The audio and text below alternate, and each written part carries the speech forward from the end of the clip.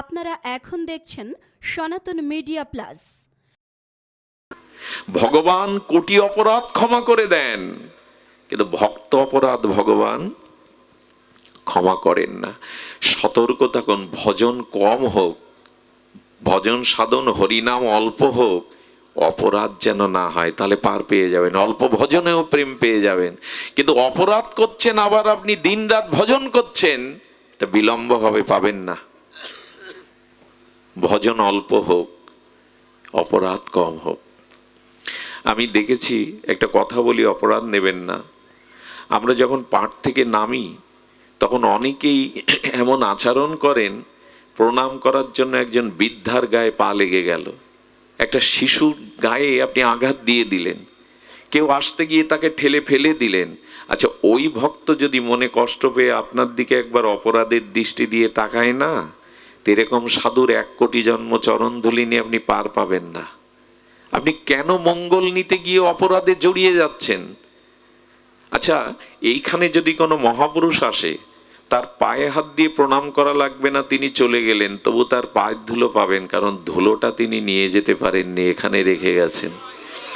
ধুলোটা উনি নিয়ে যেতে পারেননি, চরণ নিয়ে উনি চলে গেছেন, কিন্তু ধুলোটা উনি নিয়ে যেতে পারেননি।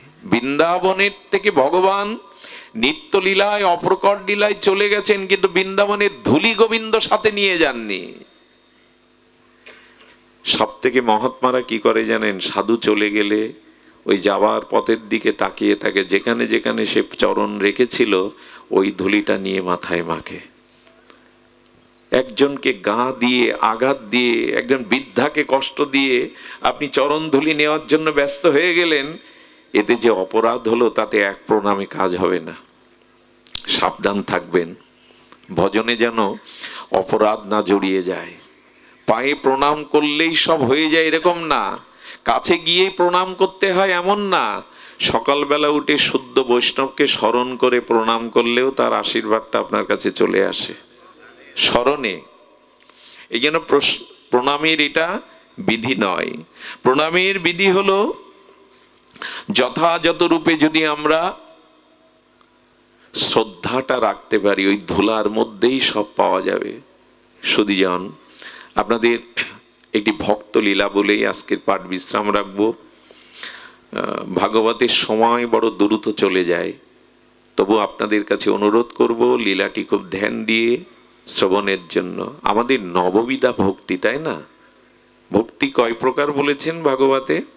নববিধা: শ্রবণ, কীর্তন, স্মরণ, বন্ধন, অর্চন, পাদসেবন, দাস্য, সখ্য, আত্ম নিবেদন।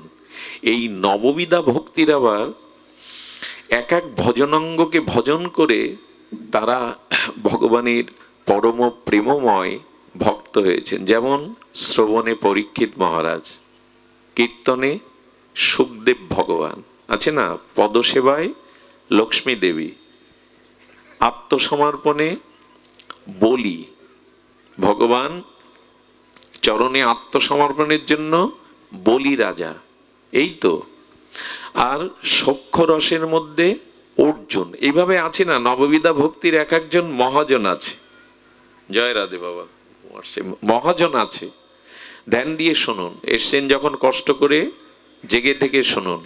তো এই মহাজনের মধ্যে আজ আমি সর্ব অন্তিম স্তর যেটা আত্মসমর্পণ, এটা না হলে তো ভগবান পাওয়া যাবে না, সঁপে দিতে হবে।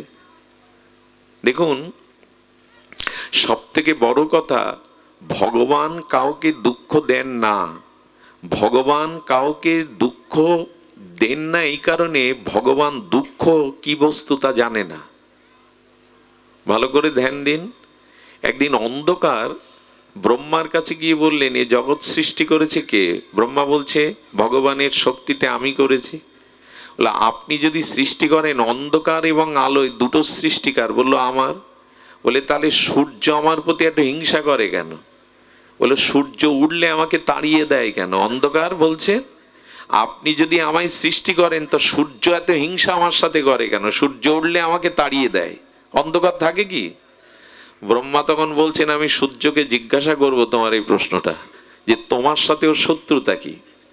সূর্য নারায়ণ। আচ্ছা, অন্ধকারের সাথে আপনার শত্রুতা কি? আপনি ওকে তাড়িয়ে দেন কেন সব সময়? সূর্য নারায়ণ হেসে বলছেন, অন্ধকার কে? আমি তো তাকে চিনি না, কোনোদিন দেখিও নি। কথাটা সত্য বলছেন, কারণ সূর্য কখনো অন্ধকার দেখে না, সূর্যে কখনো অন্ধকার পৌঁছাতে পারে না। তেমনি সচ্চিদ আনন্দময় ভগবান থেকে কারো দুঃখ আসে না, উনি দুঃখ কাউকে দেন না। এখন প্রশ্ন হলো, তাহলে আমাদের জীবনে দুঃখ কেন এলো? আমরা তো ভগবানের অংশ, কথা বোঝা যায়?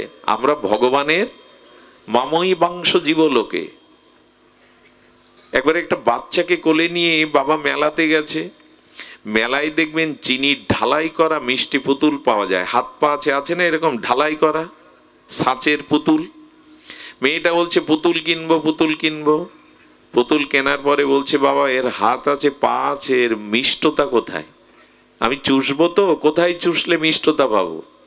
বলে, বোকা মেয়ে কোথাকার, ও সবটাই মিষ্টি, যেখানেই চোষণ করবি সেখানেই মিষ্টি পাবি। তো ভগবান আনন্দময়, তার থেকে আমরা এসেছি, তার অংশ আমরা, অমৃতের পুত্র। আমাদের এত জরাব্যাধি দুঃখ কেন? উনি তো কাউকে দুঃখ দেন না, সূর্য তো কাউকে অন্ধকার দেয় না।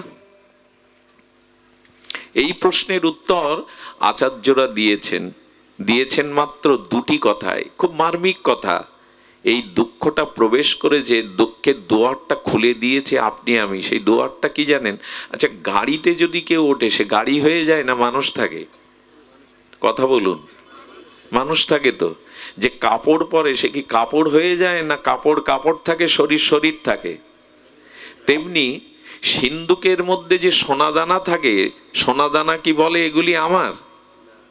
সিন্দুক দাবি করে যে তুমি আমার মধ্যে আছো তাই তুমি আমার। সিন্দুক বলে সোনাদানা তুমি আমার না, যে মালিক রেখেছে তার। এই দেহের মধ্যে আত্মা আছে, ভগবানের সচ্চিদানন্দ চিৎকন অংশ। আমাদের দুঃখ প্রবেশের দুয়ার খুলে দিয়েছি দুটো অক্ষরে, মম, এই দেহ আমি। এই কথাটি ছোট, কিন্তু এই কথাটা বুঝতে পারলে আপনি এক লাফে ভগবানের দুয়ারে চলে যাবেন। দুঃখ আপনাকে আর জরাব্যাধি স্পর্শ করবে না। দুঃখ ঢুকেছে যারা মনে করে এই দেহ আমি। আমি দেহ নই। আমি গাড়িতে উঠলে গাড়ি হয়ে যায় না, আমি বাড়িতে বাস করলে আমি বাড়ি হয়ে যাই না, আমি আমিই থাকি। আমি কাপড় বদলালেও আমি বদলাই না, আমি আমিই থাকি। সিন্ধুকে সোনাদানা থাকলে সিন্ধুক দাবি করতে পারেন এটা আমার, ওটা মালিকের। তেমনি আত্মা আমার ভেতরে আছে, আমি ওই চিৎকন অজর অমর সৎশত সনাতন আত্মা। আমি দেহ নই। এই আমি যে দেহ না, এই বদলেই দুঃখের শেষ। আত্মাতে জরাব্যাধি নেই, যার জন্মই নেই তার মৃত্যু হবে কি করে? আত্মাতে জরাব্যাধি নেই, জন্ম মৃত্যু অভিশাপ নেই, আছে এই দেহের। কারণ আমি আমাকে এই দেহ মনে করেছে, আমি দেহ নই। এই কথাটাই তো গীতায় বারবার বোঝাচ্ছেন, তুমি দেহ নই। এই জন্য মো আর মো একসাথে করলে কি হয়? মম। এই যে আমার, আমি এবং দেহ আমি আর স্ত্রী পুত্র আমার, এই হলো দুঃখ জরা ব্যাধি প্রবেশের দুয়ার। একবার যদি বলতে পারেন আমি দেহ নই, স্ত্রী পুত্র আমার নই, সব ভগবানের, মুখে না প্রাণ থেকে যদি সিদ্ধান্ত নিয়ে বলতে পারেন, আপনাকে আর এই মরজগতে আসতে হবে না, চিন্ময় ভগবত ধামে স্বরূপে ফিরে যেতে পারবেন, আর আপনার মৃত্যু নেই। রামকৃষ্ণদেব পরমহংসদেব কি বলেছেন জানেন? কোমরের মাটি যখন কাদা থাকে তখন তাকে ভাঙাও যায়, গড়তে গিয়ে বেঁকে গেল, আবার ভেঙে আবার গড়া যায়। কিন্তু ওটা চাকে পোড়ানোর পরে যখন ঘট বা কলসি হয় তখন ভেঙে আর গড়া যায় না। যখন একবার ভগবানের হয়ে যাবেন তখন আর জন্ম মৃত্যু ভাঙা গড়া আপনার জীবনে থাকবে। সব অভিশাপের কারণে এই দেহ আমি, আর এই দেহ ভোগের জন্যই পাপ অপরাধ গুলো ঢুকে যায়। কথাগুলো ক্ষুদ্র, কিন্তু এর গভীরতা অনেক বেশি।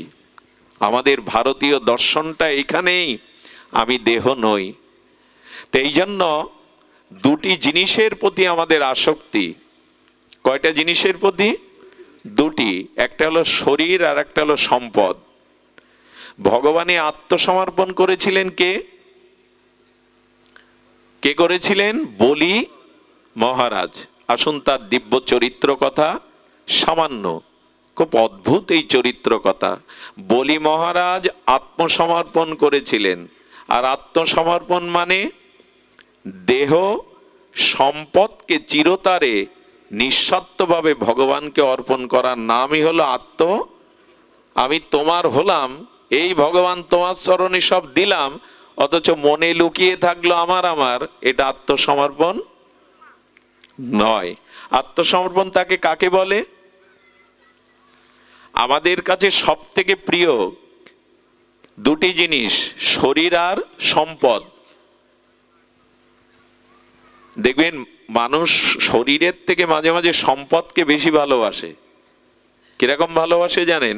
ডাকাত এলো তো টাকা পয়সা দিতে চায় না, ছুরির সামনে মরে, কিন্তু টাকাটা অর্থাৎ সম্পদ তার দেহ থেকে, প্রাণের থেকে সে বেশি ভালোবেসেছে। লক্ষ্য করবেন, এই শরীর এবং সম্পদ যদি চিরতরে ভগবানের চরণে কেউ চিরদিনের মতো সমর্পণ করতে পারে, এরই নামই হলো আত্মসমর্পণ। এটা করেছিলেন কে? বলি মহারাজ। এর ইতিহাস বড়, এই লীলা বড় অপূর্ব, চিন্ময়, আস্বাদনের। এটি দিতে পেরেছিলেন। আসলে আমরা ফুল বাতাসা দেই, ঠাকুরের সামনে 500 টাকার সন্দেশ কিনে নিয়ে যায়, বড় একটা মালা কিনে নিয়ে যায়, বড় জোর অর্থবিত্ত ফুল বাতাসা, মালা, চন্দন, ধূপ দীপ ভগবানকে দেই, কিন্তু নিজের শরীরকে আর নিজের সম্পদকে যেদিন চিরতরে তার চরণে দিতে পারবে, এরই নাম হবে।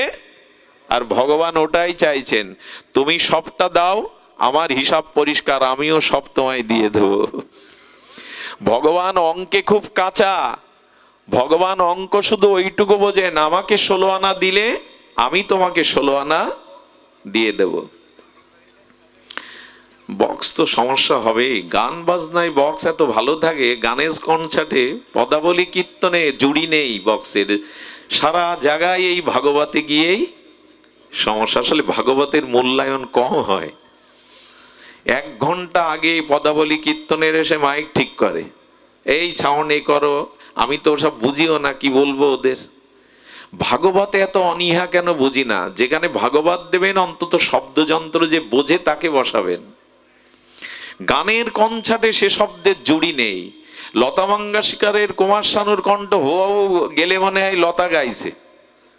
কণ্ঠের এত জাদু শব্দযন্ত্রে, ভাগবতেই শুধু সমস্যা। দিন আমরা বলছিলাম এই সবটুকু নিজের জন্য কিছু রাখলেন তো। আমি দৃষ্টান্তে কিন্তু বলি, আমি যদি কীর্তনিয়া দাদাকে খালি গায়ে আলিঙ্গন করি, ওনার অঙ্গের সাথে আমার অঙ্গের একটা জায়গা মিশবে না। যদি উপনয়ন থাকে আমার গলায়, ওই সুতোর জায়গাটা বাদ পড়ে যাবে। ভগবান বললেন, আমার হিসাব পরিষ্কার, 16 আনা আমায় দাও, 16 আনা আমি তোমায় দিয়ে দেবো। এর বেশি অঙ্ক আমি বুঝি না। আর একটা জিনিস বলি, কথাটা লিখে নিন। এতবার বলি লিখে নিন কেন জানেন? যাতে মনে থেকে যায়। অপমান করা কথাটা তো 5 বছর 10 বছর মনে থাকে, এ কথা কেন থাকবে না?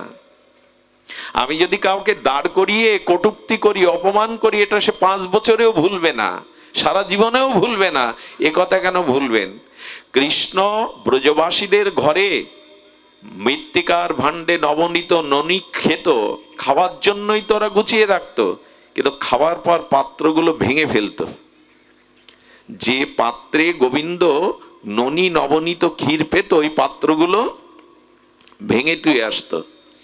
ব্রজবাসী মায়েরা নন্দ মন্দিরে গিয়ে কৃষ্ণ জননী যশোদাকে বলল, যশোদা নালিশ আছে। বলো, নালিশ তো প্রতিদিন করো। বলে, আজকে নূতন নালিশ নিয়ে এসছি। আরে গোপাল আমাদের ঘরে না গেলে আমাদের আনন্দ হয় না। ওই তো খাবে নবনীত, ওর জন্যই তো সাজিয়ে রাখি। ওর কাছে প্রশ্ন করো তো, ওই ভাণ্ডগুলো ভেঙে ধুয়ে আসে কেন খেয়ে? আমরা তো অন্য কাজে লাগাতে পারতাম, ওই পাত্রগুলো তো অন্য কাজে লাগাতে পারতাম। কৃষ্ণ ভয়ে ভয়ে শাড়ির আঁচলে মুখ লুকাচ্ছে। নালিশ করতে এসছে তো। ব্রজমায়েরা বিদায় নেওয়ার পরে যশোদামা বললেন, কানাই, কৃষ্ণ, আচ্ছা ওদের পাত্রে নবনীত ক্ষীর নবনীত পেয়ে আসিস, ভাঙিস কেন? শুনুন, প্রাণ ভরে শুনুন, উৎকর্ণ হয়ে শুনুন। বললেন, মা, যে পাত্র একবার আমার সেবার জন্য ব্যবহার হয়, যে পাত্র একবার আমার সেবায় কাজে লাগে, ওই পাত্র যাতে আর কোনো বিষয়ই ভোগের কাজে না লাগে, তাই আমি ভেঙে থুয়ে আসি। জয় রাধে। যে পাত্র একবার আমার সেবায় নিবেদন হয়, ওই পাত্র আর কোনো বিষয়ই যাতে ভোগ না করে, এই জন্য ওটা ভেঙে থুয়ে আসি। এই জন্য শ্রী গুরুদেব যে পাত্রে পায়, ওই পাত্রটা আমরা অন্যকে, ভগবানের থালায় যেটা প্রসাদ দেয় ওটা আপনাকে আমাকে দেবে? যে পাত্র, বলতে চেয়েছি যে শরীরটা ভগবানকে একবার দিয়েছি, সেই শরীর জন্য আর বিষয় ভোগে কাজে না লাগে, উচ্ছিষ্ট হয়ে যাবে। আর ভগবান ওই পাত্রে, ঠাকুর ঘরের থালাটা অন্যকে দেন কি খেতে? তা যে মন ভগবানকে দিয়েছেন, সেই মন আবার কামনা বাসনায় বিষয়ের উচ্ছিষ্ট করতে দিলে ভগবান আর নেবে তাতে? খুব মার্মিক কথা। যে শরীরটা গুরুদেবের চরণে দিয়ে দিয়েছেন, সমর্পণ করেছেন, তাতে আর বিষয়ের ভোগ তুলবেন না। সুধীজন, ভগবান বামন রূপ ধরলেন, ব্রহ্মচারী তেজপুঞ্জ জ্যোতির্ময় দেহ বামন রূপ ধরলেন। কোথায় যাচ্ছেন জানেন? বলি মহারাজের যজ্ঞে। খুব ধ্যান দিতে হবে, খুব অপূর্ব এই ভক্ত লীলাগাথা। যজ্ঞ সম্ভবত পবিত্র জায়গায় ছাড়া যজ্ঞ হয় না। যজ্ঞ কোথায় জানেন? শ্রী নর্মদার একটা পবিত্র কূলে। দেখুন, মাটির কিছু গুণ আছে। আমি গতদিন মনে হয় বলেছিলাম, পতিত ভূমি আর অপতিত ভূমি। পতিত ভূমি মানে, পতিত মানে যে মাটিটা শুদ্ধ নয়, পতিত মানে অপবিত্র আর পবিত্র। একবার পঞ্চ পাণ্ডবকে নিয়ে কুন্তী দেবী বনবাসে ছিলেন 12 বছর। একটি জায়গা দিয়ে যেতে যেতে কুন্তী দেবী দাঁড়িয়ে পড়লেন। যুধিষ্ঠির পেছনে তাকিয়ে দেখে মা দাঁড়িয়ে, মাকে ডাকছেন, মা চলে এসো।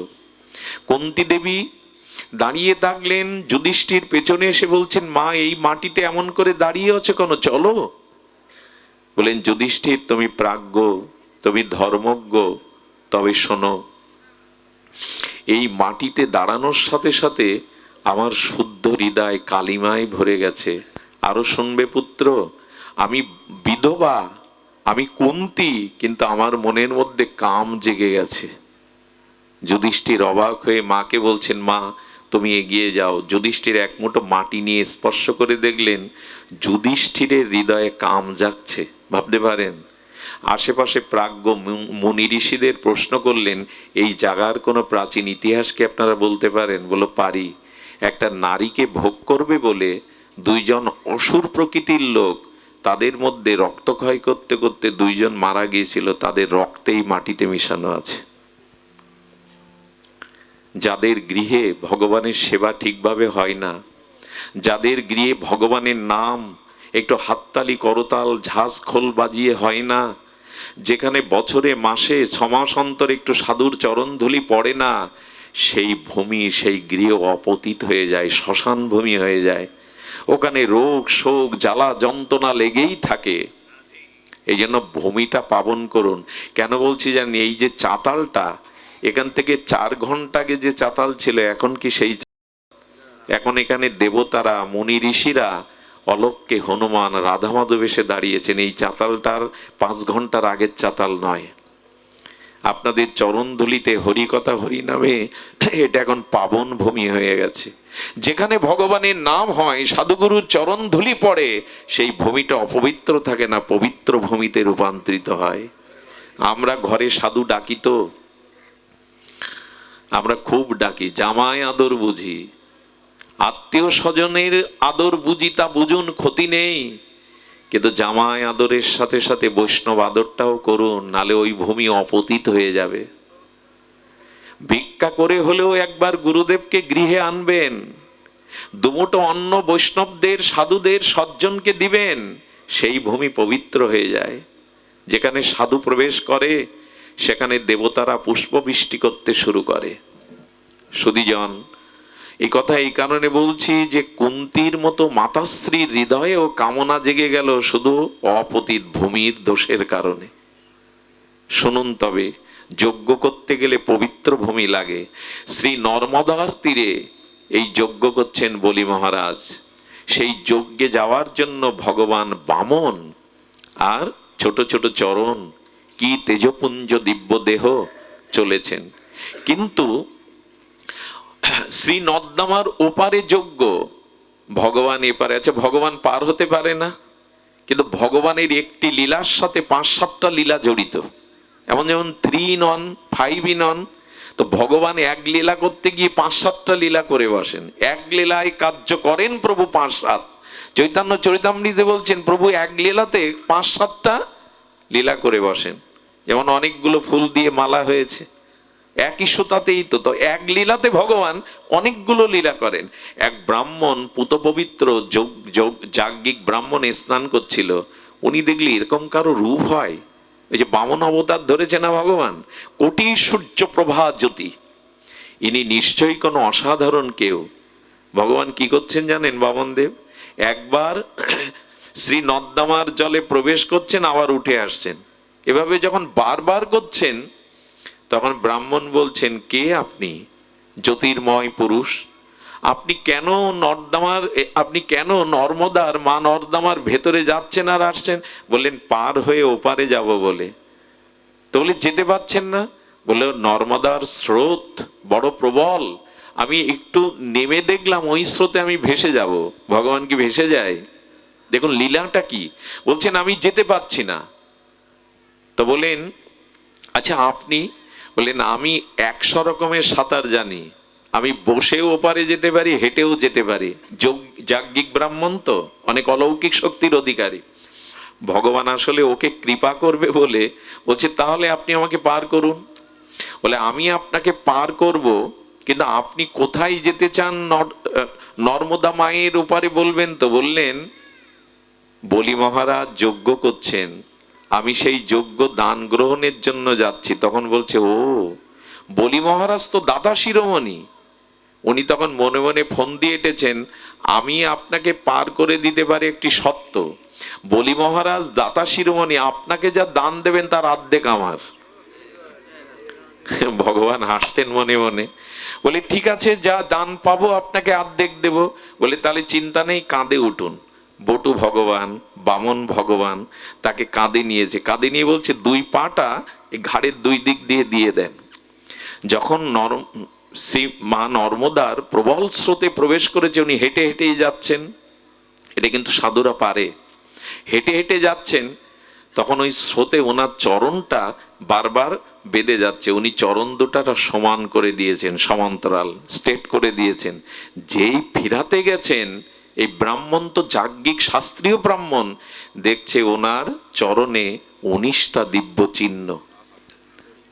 আমি এক সাধুকে প্রশ্ন করেছিলাম, এখন তো প্রায় সব ভগবান সেজে বসে, সত্যযুগের ভগবান নারায়ণ, ত্রেতাতে দেখলাম রঘুপতি রামচন্দ্র, দাপারে কৃষ্ণ, তো এখন কলিত যেই একটু মন্ত্র দেয়, যেই একটু কে যেন আমার একটা ছবি, মানে আপনাদের মায়ের এবং আমার একটা ছবি পদ্ম ফুলের উপরে দিয়েছে। আমি এই নেট বুঝি না, আমি একটা নাম্বার সেভ করতে পারি না। অনুরোধ করবে এইসবে কেউ দিবেন না, এতে বাবাজিরা, বৃন্দাবনবাসী বৈষ্ণবরা কষ্ট পায়।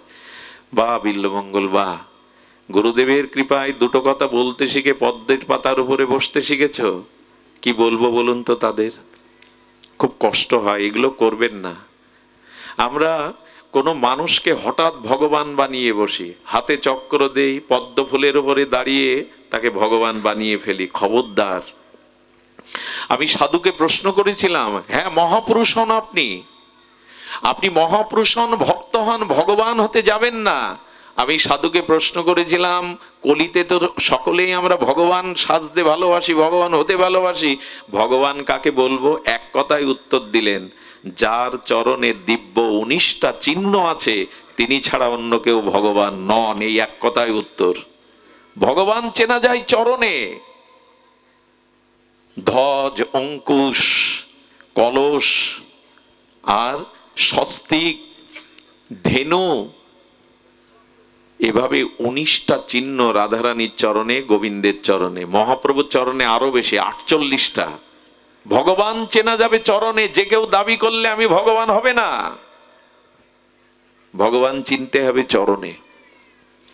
সুধীজন যেই চরণ দেখেছেন বলছেন আমি ভগবানকে কাঁধে নিয়েছি, এত ভাগ্য আমার, এত কৃপা তোমার ভগবান। চরণ দোকানা জড়িয়ে ধরে আর যাচ্ছে না। ভগবান বামন বললেন, কি গো, পার করে দেবে, তুমি দাঁড়িয়ে গেলে? বলছেন, আপনি আপনি মনে মনে বলছেন ভগবানকে কাঁধে নিয়েছে আমি, তার চরণ আমার বুকে। আনন্দে কেঁদে ফেলেছেন। বললেন, আমি আর পার হব না। বলে, কেন? বলে, আগের চুক্তিটা বাতিল করতে হবে, তবে পার হব। দেখুন, ভগবানকে পেলে কি হয়, ভক্তি পেলে কি হয়। আগের চুক্তি কি ছিল? দান যা পাবেন 50-50। এখন ভুল করেছে, ভগবান পেয়েছে তো। তখন বললেন, আমাকে ওপারে নিয়ে যাওয়ার জন্য নূতন চুক্তির প্রস্তাবনা করো। বলেন, প্রভু, চুক্তি একটাই, আজ আমি আপনাকে পার করে দেব, কথা দিন ভব সংসার আপনি নিজে হাতে আমাকে পার করে দেবেন, আর কিছু চাই না। দেখুন, ভগবানকে পেলে, ভক্তি পেলে তার বুদ্ধি শুদ্ধ হয়ে যায়।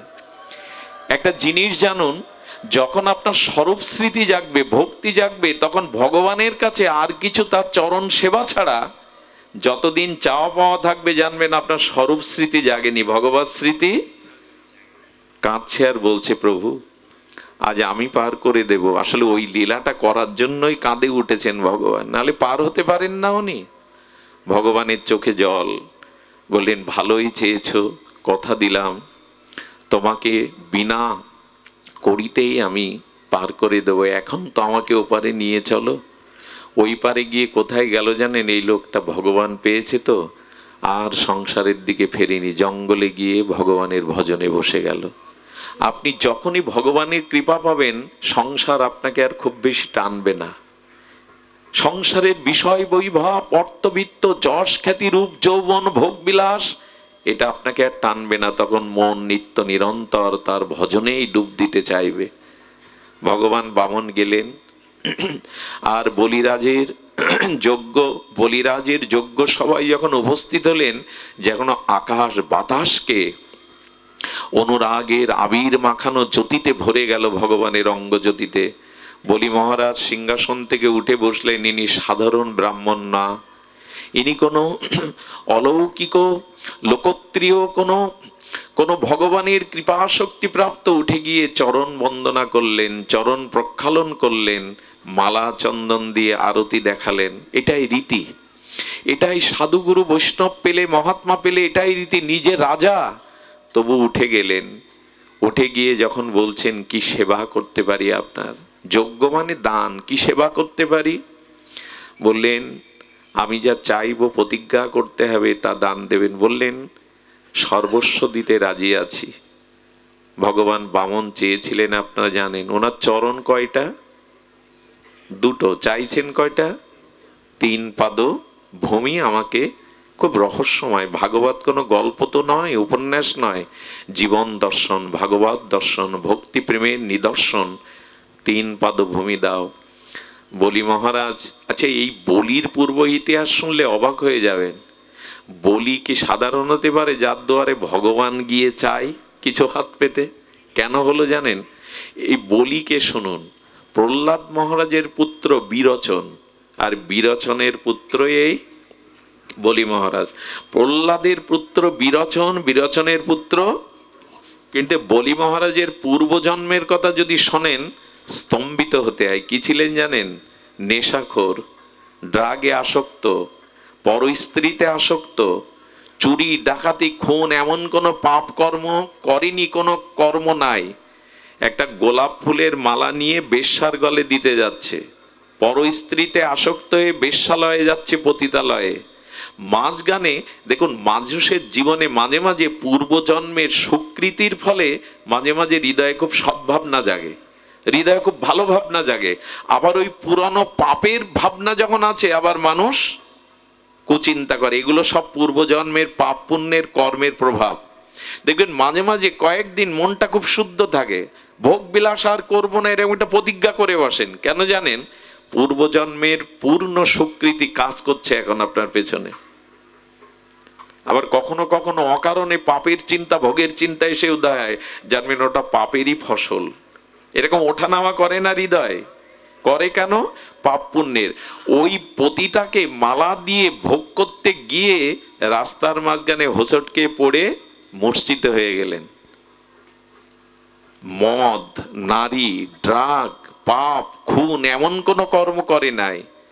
যখন উঠলেন বলল বাধা পড়লো, মালাটা ছড়িয়ে পড়েছে, বলে আজ আর বাধা পড়েছে যাব না, কিন্তু মালাটা কি করি? সামনে দেখলেন একটা শিব মন্দির, শিব ঠাকুরের গলায় শিবলিঙ্গে ওই মালাটা পরিয়ে দিয়ে একটা ধূপ দেখালেন। এর পরপরই ওর মৃত্যু হয়। যমরাজের দুটো রূপ, একটি যমরাজ, একটি ধর্মরাজ। ধর্মরাজের রূপ অপরূপ, যমরাজকে দেখলে পাপীরা ভয় পায়।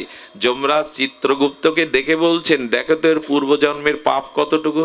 বলে সারা জীবন পাপ, এমন কোনো কর্ম করে নাই পাপ কর্ম জীবনে বাদ নাই। বলে কোনো পুণ্য কর্ম নাই। বলে মরার কিছুক্ষণ আগে পতিতার গলায় মালা দেবে বলে মালাটা দিতে পারেনি, শিবের গলায় দিয়েছিল। যমরাজ হেসে বললেন, এই তো ভগবান শঙ্করকে যে একটা বেলপাতা দেয়, ভগবান শঙ্করকে যে একটা মালা দেয়, তার 3 ঘন্টা দেবরাজ ইন্দ্রের পদ পাওয়ার কথা। তুমি কি এটা আগে নেবে না নরক ভোগ করবে? আমি গল্প শোনাচ্ছি না আপনাদের।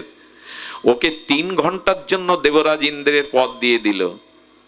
ওখানে গিয়ে ও ভাবছে, একটা মালা দানে যদি 3 ঘন্টা দেবরাজ ইন্দ্রের পদ পাওয়া যায়, দানের এত মহিমা। তো আমি যখন ইন্দ্র হয়েছি, ইন্দ্রের কাছে অনেক সমুদ্র মন্থনে কি উঠেছিল? ঐরাবত। কি উঠেছিল? কামধেনু উঠেছিল, মণিরত্ন উঠেছিল না, ওগুলো সব ইন্দ্রের কাছে ছিল। সঙ্গে সঙ্গে অগস্ত্য ঋষিকে ডেকে বলেন, এক মালা দানে যদি আমার 3 ঘন্টা দেবরাজ ইন্দ্রের পদ প্রাপ্ত হয়, যা আছে সব দান করে দেব 3 ঘন্টার মধ্যে। দানের অনেক মহিমা আছে। সৎপাত্রে যদি দান করতে পারেন, দানের থেকে বড় ধর্ম কলিতে আর অন্য নাই। কারণ সত্য আমাদের মাঝে নাই, তপস্যা না, একমাত্র দানটাই আছে। তবে সৎপাত্রে যদি দান করতে পারেন, সে দানের মহিমা বড় বিরল। দান ছাড়া কলিতে খুব বেশি অন্য ধর্মক্রিয়া, হরিনাম এবং দান, তবে সৎপাত্রে দিতে হবে। কি করেছেন উনি? সঙ্গে সঙ্গে অগস্ত্য ঋষিকে দিয়ে ঐরাবত দিয়ে দিয়েছেন, কামধেনু বশিষ্ঠকে দিয়েছেন, সব ঋষিদেরকে, মণিমুক্তা কৈবল্য ঋষিকে দিয়েছেন, সবাইকে 3 ঘন্টা দান করেছেন। এই দানের ফলে ঋষিমুনির আশীর্বাদে বলল, এর জন্মের পরে তোর পাপ ভোগ করতে হবে না, তুমি বলি রাজা হয়ে জগতে আবির্ভূত হবে। এই দানের কারণে, দানের কারণে বলি রাজা হয়েছিলেন। প্রহ্লাদের বংশে সহজে কেউ আসে? আপনি এখন ধন, ঐশ্বর্য, বিত্ত বৈভব পেয়েছেন কেন জানেন? কাউকে দিয়েছিলেন তাই পেয়েছেন। আচ্ছা, দ্রৌপদীর বস্ত্রহরণে গোবিন্দ বস্ত্র রূপে তার লজ্জা নিবারণ করলো। আজকে যখন কোনো মেয়ে অপমানিত হয়, লাঞ্ছিত হয়, তার বস্ত্র গোবিন্দ দেয় না কেন? পক্ষপাতিত্ব করে কি ভগবান? আমার কথা কি বোঝা যায়?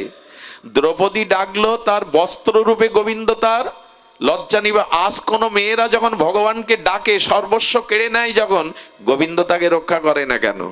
কারণ একটাই, দ্রৌপদী ভোরবেলা স্নান করতে গিয়ে দেখে এক জটাজুটো সাধু সন্ন্যাসী তপস্যা করতে করতে শীতের দিনে স্রোতে তার পরনের বসন ভেসে গেছে। লজ্জায় সে তীরে উঠতে পারছে না, ওখানে বসে বসে কাঁপছে আর জপ করছে। দ্রৌপদী তার নূতন শাড়ির অর্ধেক ছিঁড়ে ভাসিয়ে দিয়েছিল লজ্জা নিবারণের জন্য।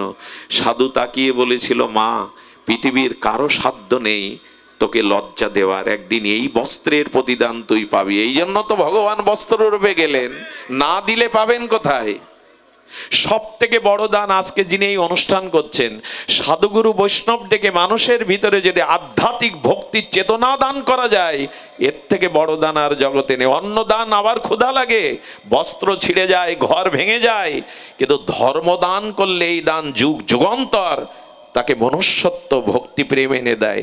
এর থেকে বড় দান আর জগতে নাই। হরিকথা, হরিনাম দান যারা এটি করে, তারা অনন্ত সৌভাগ্যের অধিকারী হয়। এই ভগবত চেতনা দান। এই জন্য বলিরাজ আজ এই বলি। আর ভগবান কি তার দুয়ারে এমনি এমনি দান নিতে যাবে? শুক্রাচার্য গুরুদেব বলছেন, বলি ভুল করছো, তোমার সামনে যে দাঁড়িয়ে আছে সে সাধারণ কেউ না, ভগবান বিষ্ণুই। বললেন, ভগবান যদি আমার দুয়ারে দাঁড়িয়ে থাকে গুরুদেব, আজ আপনার কথা আর আমি মানব না। চিন্তা করতে পারেন, বললেন জীবন বাঁচানোর জন্য, জীবিকার জন্য, মেয়ের বিয়ের জন্য মিথ্যা কথা বলা যায়, প্রাণ বাঁচানোর জন্য তাতে দোষ না, এটা শুক্রাচার্যের নীতি। বলেন গুরুদেব, ভগবানকে যদি কিছু দেব বলে থাকি আজ আর আপনার কথা আমার কানে যাবে না। বলেন তোমার শ্রীহীন হয়ে যাক। গুরুদেব অভিশাপ দিলেন, শ্রীহীন হয়েছিল কি বলি? ভগবানকে কিছু দিলে তার দ্বারা শ্রীহীন হয় না। 3 পাদ জায়গা যখন দেওয়ার পরে এক পায়ে সমগ্র ব্রহ্মাণ্ড নিয়ে নিলেন, আর এক পাদে সপ্ত স্তর নিয়ে দিলেন, ভূ ভুবা সমহ জনতব সত্য। ভগবান আরেকটি পা সৃষ্টি করলেন নাভি থেকে, বলেন আর একটা পায়ের জায়গা দাও। বলি মনে মনে বলছেন, আমি মনে করেছিলাম ছোট পা, এত অল্প চাইলেন কেন? একটা এস্টেট নিয়ে দিন, একটা রাজ্য নিয়ে দিন। এখন দেখছি তোমার চরণের থেকে বড় আর জগতে কিছু নেই, কিন্তু আর কি দেব? বলি রাজার স্ত্রীও ছিলেন তেমন। উনি বললেন, আপনি এখনো বুঝতে পারছেন না ভগবান আপনাকে 3 পাদ জায়গা কেন চেয়েছেন? আরে বোকা, আপনার মাথাটাই তার চরণে দিয়ে দিন, আর জায়গা এর থেকে বড় জায়গা আর নাই, আপনার মাথাটাই দিয়ে দিন। এই হলো আত্মসমর্পণ, নিজেকে সম্পূর্ণরূপে তার চরণে দিয়ে দেওয়া। এই মাথায় পদ রাখলেন, আর কি বললেন জানেন? বলি তবে শোনো, সম্পদ যখন দিলে, শরীরটাও দিলে, একেই বলে আত্মসমর্পণ। আমি তোমাকে সুতল রাজ্য দিয়ে দিলাম। কি রাজ্য দিয়ে দিল? সুতল রাজ্যের 52টা দরজা, আর ওই দরজায় ভগবান 52 দরজাতে পাহারাদার হয়ে থাকলেন। চিন্তা করতে পারেন, আত্মসমর্পণকারী ভক্তের দুয়ারে দ্বার পাল হয়ে পাহারা দিচ্ছেন 52 দরজায়। এদিকে লক্ষ্মী দেবী দেখছে নারায়ণ আর ভিড়ছে না। বোঝা যায় লক্ষ্মী দেবী বৈকুণ্ঠে, আর নারায়ণ নারদকে ডেকে বলছেন তোমার প্রভু কোথায়? তিনি তো বৈকুণ্ঠে আসছেন না। বলে প্রভু আর আসবে না কখনো। বলে কেন? বলে একজনের দ্বারে দ্বারপাল হয়ে দাঁড়িয়ে আছেন সুতল রাজ্যে, ভক্তের দ্বারে দাঁড়িয়ে হয়েছেন ভগবান।